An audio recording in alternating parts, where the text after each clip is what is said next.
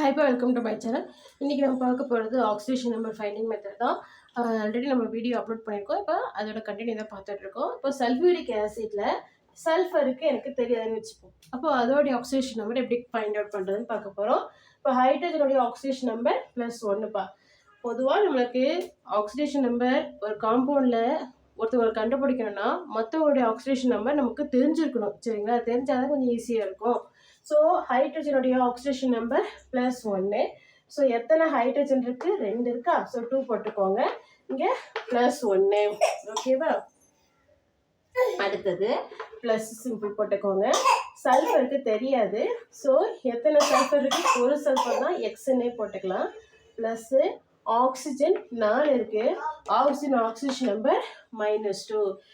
இதுக்கு மேலே எந்த சார்ஜஸும் இல்லை, ஏன்னா இது ஒரு நியூட்ரல் காம்பவுண்டு. சரிங்களா? இப்போ இந்த காம்பவுண்டுக்கு மேலே எந்த வித சார்ஜஸும் இல்லை. எக்ஸாம்பிள் இப்போது SO4 2- இந்த மாதிரிலாம் இருந்து வச்சிங்களேன். அப்போ இந்த சார்ஜஸ் தான் நம்ம என்ன செய்யணும், ஈக்குவல்ட்டுக்கு அப்புறம் எடுத்து எழுதிக்கணும். ஆனால் இங்கே எந்த வித சார்ஜஸும் இல்லை. இது ஒரு நியூட்ரல் காம்பவுண்டு. சரிங்களா? இது ஒரு அயானா இல்லை. சரிங்களா? இப்போ என்ன செஞ்சிடலாம் அப்படின்னா, ஈக்குவல்ட்டுக்கு அப்புறம் என்ன போட்டுடலாம், 0 போட்டுடலாம். புரியுதா?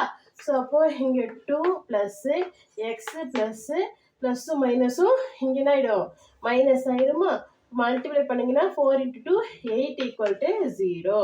இப்போது 2 ப்ளஸ்ஸு எக்ஸு இந்த -8 ஈக்குவல்ட்டுக்கு அப்புறம் கொண்டு போனீங்கன்னா என்ன மாறிடும், +8 மாறிடும். ஓகேப்பா? அடுத்தது